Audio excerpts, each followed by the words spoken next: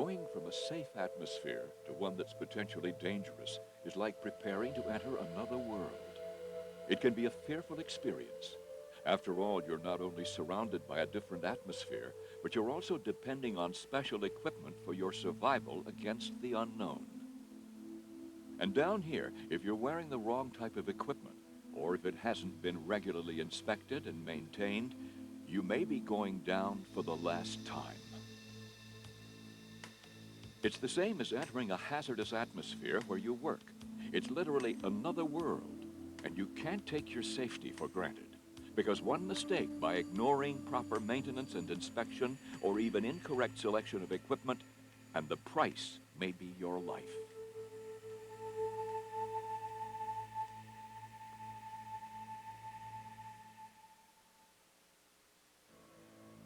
Millions of American workers wear respirators on the job every day.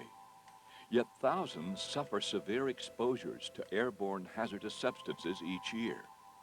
These exposures can lead to serious health effects, including lung damage, and other long-term effects such as cancer, heart disease, silicosis, asbestosis, or other chronic illnesses.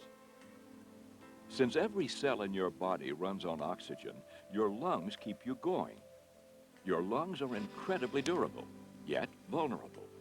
The respiratory surface of your lungs opens from 300 square feet at rest to 1,000 square feet when you inhale fully.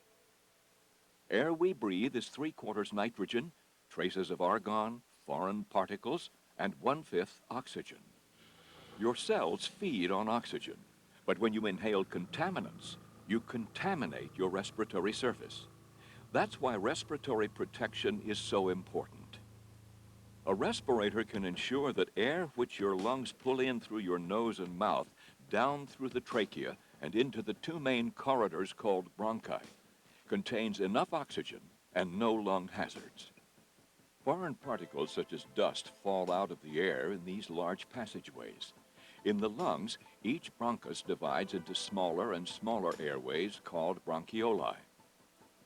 At the end of the smallest corridors are tiny chambers called alveoli. So small, there are 300 million of them within the lungs. Oxygen passes through the alveolar walls, while other molecules, such as nitrogen, are usually blocked. When the oxygen passes through the alveolar wall to the bloodstream, red blood cells acting like freight cars unload carbon dioxide and pick up oxygen, which is then delivered to other cells in the body. Carbon dioxide that passes back through the membrane to the lungs is then exhaled by the lungs, thus completing the vital life cycle. To prevent respiratory illnesses and injuries, OSHA updated the General Industry Respiratory Protection Standard and applied that update to general industry, construction, shipyard, longshoring, and marine terminal workplaces. This program covers permissible practices to use when you face hazardous atmospheres, respirator types and selection, your employer's written respirator plan, medical evaluation, and fit testing. You will also learn proper respirator maintenance, inspection, decontamination, and storage. Training is a critical part of respirator use. Before you're ever allowed to wear a respirator on the job, you will be trained and retrained at least annually. This training can protect you when you work in hazardous atmospheres.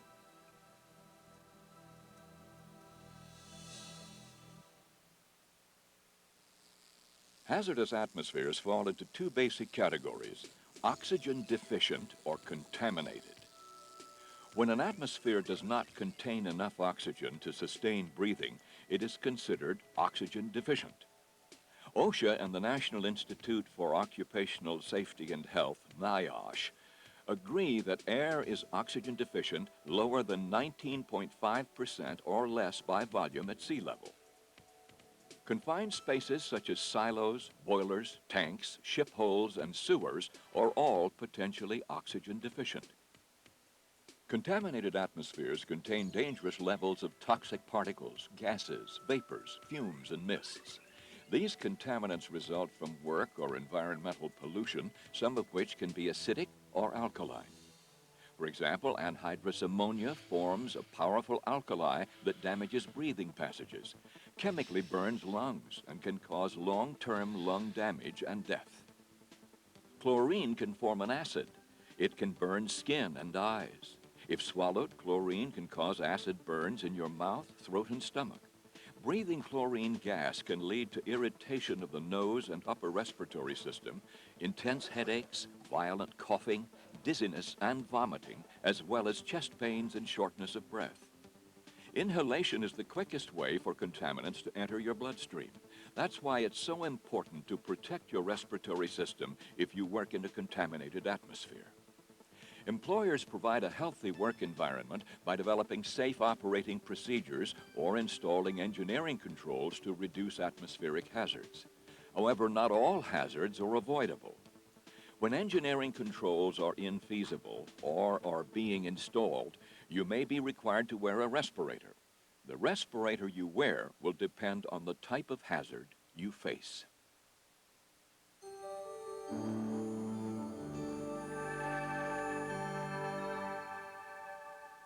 There are two basic types of respirators: air purifying and supplied air. The air purifying respirator removes contaminants by passing ambient air through the air purifying element, while atmosphere supplying respirators provide fresh air from an uncontaminated external source. Air purifying respirators come in three basic types: particulate removing, vapor and gas removing, or a combination of the two. As you breathe in, air purifying respirators have replaceable filters or air purifying elements to remove solid or liquid hazards from the air. Some contaminants are removed from the air by a canister or cartridge with a filter, sorbent catalyst, or combination of these. Air purifying respirators are approved for use only when the atmosphere contains sufficient oxygen to sustain breathing, contaminant concentration is known, and does not exceed the facepiece limitations. Air purifying respirators may not be used when contaminants are immediately dangerous to life and health, IDLH. An atmosphere is considered IDLH if it poses an immediate threat to life, would cause irreversible adverse health effects, or would impair your ability to escape in an emergency. Remember, an air purifying respirator filters existing air, and for that reason provides no protection from an oxygen-deficient atmosphere. To enter a suspected oxygen-deficient atmosphere, you need a special supplied air respirator. Two common types of supplied air respirators are the self-contained breathing apparatus, SCBA, and the supplied air respirator, in which the air is sent from an outside source through a hose or air line to your mask or hood. Tight-fitting pressure demand respirators use at least grade D quality breathing air, which is admitted to the facepiece only when a negative pressure is created by inhalation. However, with a hood or helmet, the airline supplies continuous airflow. Supplied air respirators provide a virtually unlimited air supply for work in hazardous atmospheres. Hose length is limited to 300 feet or less and can restrict mobility as well as become crimped or disconnected. The SCBA you may associate with the diving term SCUBA, self-contained underwater breathing apparatus. Actually, the setup is very similar. Breathing air is provided by tanks worn whenever you work in a hazardous atmosphere. SCBAs provide the highest level of respirator protection and positive pressure. For that reason, SCBAs are more commonly used in rescue or emergency situations. However, the wearer is limited to the amount of air carried in tanks, usually measured in half hours. Positive pressure is an advantage of a pressure demand SCBA, which protects in oxygen-deficient and contaminated atmospheres. Regardless of what type of respirator is prescribed for you, it must be the one which best meets the hazards you face.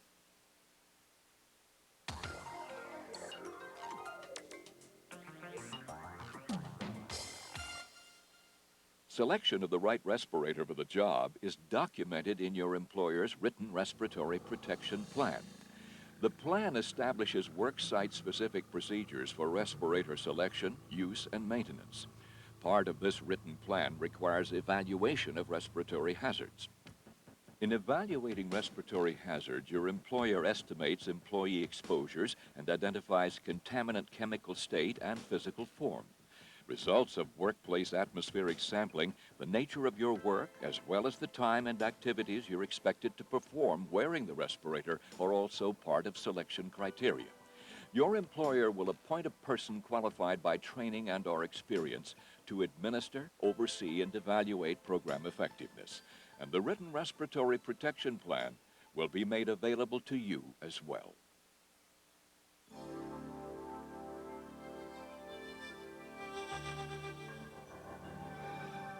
Not everyone can meet the physical demands of wearing a respirator. Even divers go through extensive training despite the advantage of weightlessness in the water. Not everyone has that advantage. Some SCBAs weigh up to 35 pounds and can put extra strain on your heart. Also, wearing a respirator increases physical exertion, which causes a rise in body temperature and can lead to heat stress, blackouts, and dehydration. To avoid incidents such as these, medical screening is required for most respirator users. The medical evaluation ensures that you are physically able to use the equipment. You will fill out a medical questionnaire or receive an initial medical examination before being fit tested or required to use a respirator. Your employer's physician or licensed healthcare professional, PLHCP, will administer the questionnaire and examination in confidence at the time convenient for you. Obviously, wearing an SCBA is more stressful than using another type of respirator. The medical evaluation allows for such differences as well as the worker's age and past respirator experience.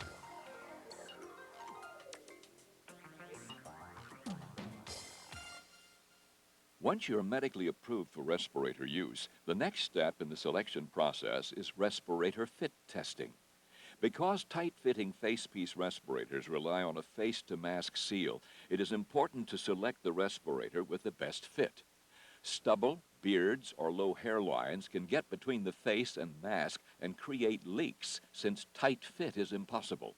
Some people may have to remove facial hair or change hairstyle in order to wear a respirator properly.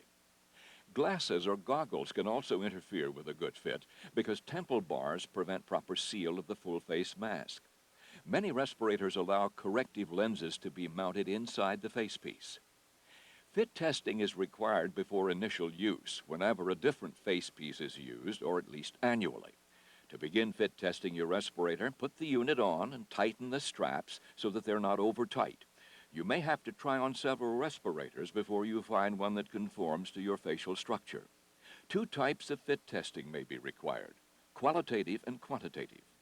In qualitative testing, a challenge agent, vapor, smoke, or aerosol is released around the respirator wearer. If the wearer detects the presence of the challenge agent through odor, taste, or nasal irritation, fit is considered inadequate. Quantitative fit testing measures the actual level of challenge agent both outside and inside the respirator facepiece. Since fit is affected by changes in facial structures such as weight loss and surgery, you may be fit tested annually or more often as required by facial changes.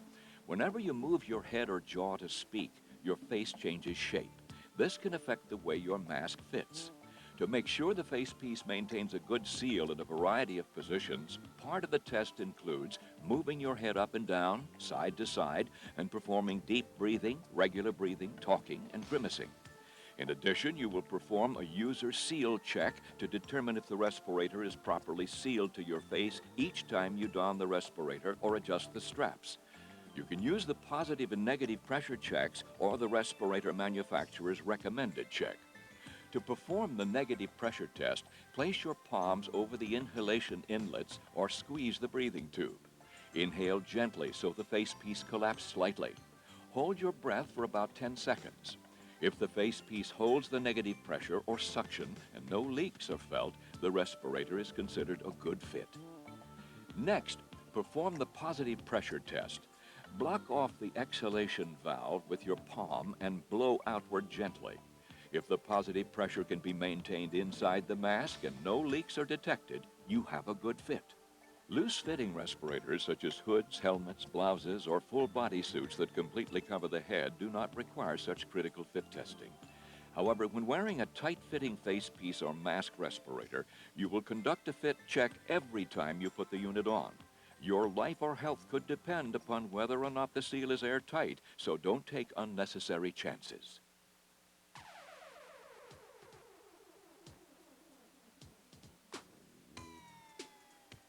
Proper respirator maintenance ensures that your respirator continues to work at maximum capability. There are three basic steps in respirator maintenance: inspection, cleaning, storage. The first step in respirator maintenance is inspection. When inspecting your respirator, check for holes in the filters, loss of elasticity or tears in the head straps and hoses, broken or loose connectors and fittings, missing parts, cracked or scratched face pieces, detergent residue or dirt in the valves, and general cleanliness. The responsibility for inspecting your respirator is yours. Respirators routinely used for non-emergency purposes must be inspected before and after each use. Emergency respirators for escape, rescue, and firefighting are inspected after each use and at least once a month if not in use. Don't accept less than perfect equipment, and don't try do-it-yourself repair jobs unless you're qualified to do so. The next step in respirator maintenance is cleaning. Required steps include removing filters, cartridges, or canisters, disassembling face pieces, discarding defective parts. Next, wash components in warm water with mild detergent and rinse thoroughly. Drain. If the cleaner does not contain a disinfecting agent, your respirator should be immersed for 2 minutes in a disinfectant. Then rinse in clean water and drain. Hand dry components with a clean lint-free cloth or air dry. Reassemble the face piece, replacing filters, cartridges, and canisters as necessary. Finally, test the respirator to ensure that all components work properly. The final step in maintaining the good working condition of your respirator is storage. After inspection and decontamination, place your respirator in an individual plastic bag. Store masks with the exhalation valve and breathing tubes in a natural, undistorted position. Store respirators where they will be protected from dust, sunlight, heat, cold, moisture, and chemicals. Unprotected units can sustain damage or face piece distortion. Taking the time to properly inspect, decontaminate, and store your respirator will ensure its continued good service while on the job.